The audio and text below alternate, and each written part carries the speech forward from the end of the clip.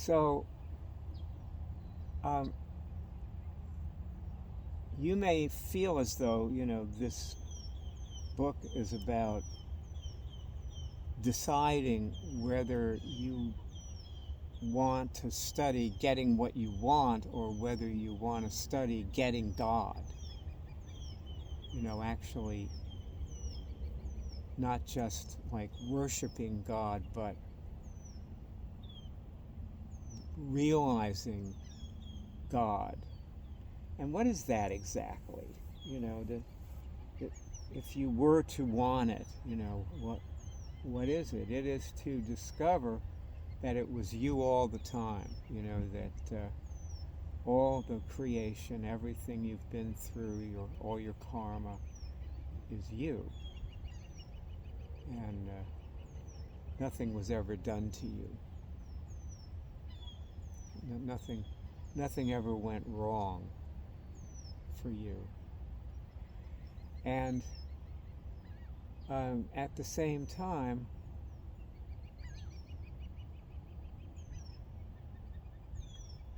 on your way to God, um, it may very well be about getting what you want, especially if you adjust what you want. For example, do you feel as though you want to make or you want other people to be happy at this moment? Like if you look inside yourself, ask yourself, do I want, think of a person, maybe somebody who you've considered has wronged you, and ask yourself, do I want that person to be happy? And um, probably you weren't thinking about them until I said something. And when you did think about them, you may have not have had like this wholehearted, kind of, yes, I want this person to have a nice day. I want them to, you know, enjoy themselves. I want to protect them from catastrophes. There's so many, here's a great example. There are so many people who want to stop climate change from destroying the world. And almost none of them realize it, but one major thing that's in the way of them getting it is simply their intentions for other people to suffer.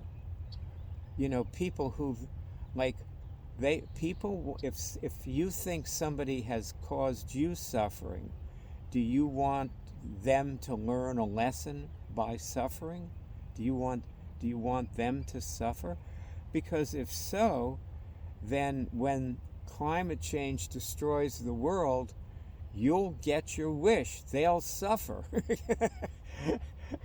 So if we're all on our way to getting what we want, we ought to make sure that we want good things. So try this. Just think of the name of somebody who you consider your enemy. And see, I'm getting a signal already. I wonder what that means. And think, I want her to be happy. I want him to be happy. I want him to enjoy this day as much as I am. Or possibly even more. I want to give my permission for those people to enjoy their lives even more than I enjoy mine. And I want to enjoy my life. And, stuff like that. So that you see, because one thing that happens when you get a signal on one of these things is you may be changing. I can say this in confidence because I once got a signal on I'm removing all herpes from my spiral body. And my herpes outbreak died, and I was able to then keep removing the herpes from my bodies day after day after day, and I never got another outbreak. I also stopped getting the flu.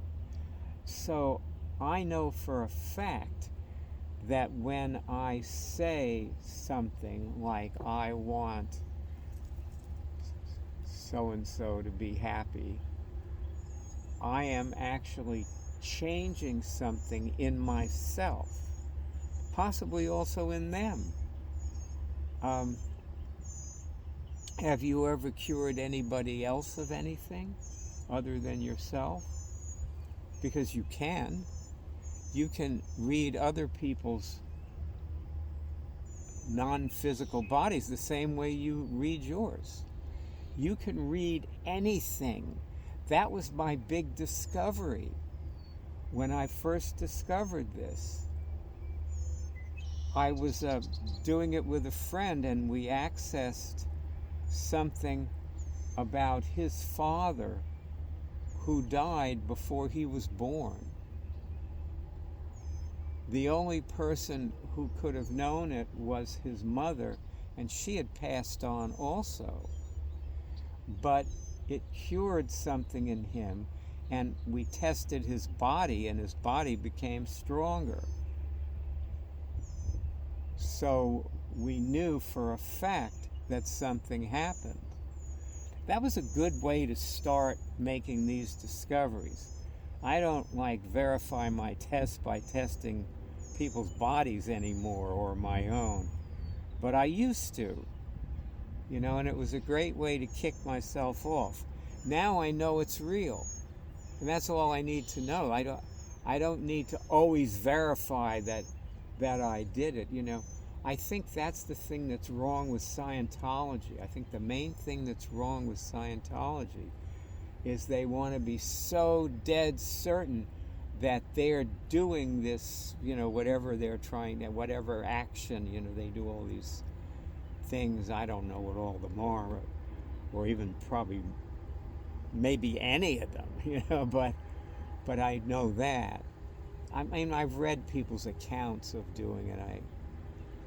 Sort of, but a lot of the things that I read just go in one ear and out the other, but they're what they're doing is they're making reality realer and realer by doing that, and what you want to do is make it less real and free yourself of it, rise above it. So if you have a disease, you want to make it less real. A good example is that a friend of mine was thinking that she had chronic fatigue syndrome, which is the Epstein-Barr virus. And I suppose she could get herself tested for that and see if she has, actually has the virus. So she maybe should do that, just to satisfy her curiosity, if she wants to. I'm not saying, boy, go get a test, No.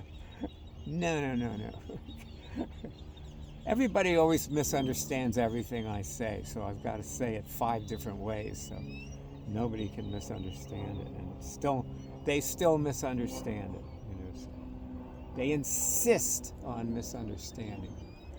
But anyway, but what I told her was that it's quite possible that what she thinks is Epstein-Barr is actually a symptom of malnutrition. And I think that makes it less real, because if it's a symptom of malnutrition, she can double down on her nutrition and see if that does anything for her. She's got a really great way of testing it that's positive. It's a positive way. That I'm always in favor of. is like run a test if you think the test is going to tell you something that's worthwhile. One thing that I did a lot of, as you have heard in previous installments of this book, is I did a lot of testing of manifesting, including teaching it for years and watching a lot of other people do it. And so it's a given to me. You know, manifesting is just a given to me. You know, I had a trading situation today that came up, and what I'm going to do after I stop making this movie is I'm going to really think hard about how I could have applied manifesting to that trading situation. And you know, and you see, when you're manifesting a trade, what you're manifesting is arriving at the time when the trade happens. And you know, if you're somebody who watches the screen all day, you'll notice that your attention still shifts, and sometimes you've missed trades even though you were sitting in front of the screen, just because you were looking at the wrong thing or fiddling with your settings or something, you know. So we've all done that. And so it's arriving at the right time, and it's causing also manifesting the trade to exist. And you know, trades, I think that trades exist in the future as well as in the present. And so because a lot of times I do arrive at the right moment, and I know that I was reading, you know, the coming trade as it came, even though I wasn't looking at the screen or at any. I mean, I may have been half asleep or in the middle of a nap, but I still woke myself up at the moment, you know, the key moment. And so we need to understand manifesting that way. It's me coexisting with something. It's not just something coexisting with me. It's me arriving, not just the thing that I intend to manifest arriving.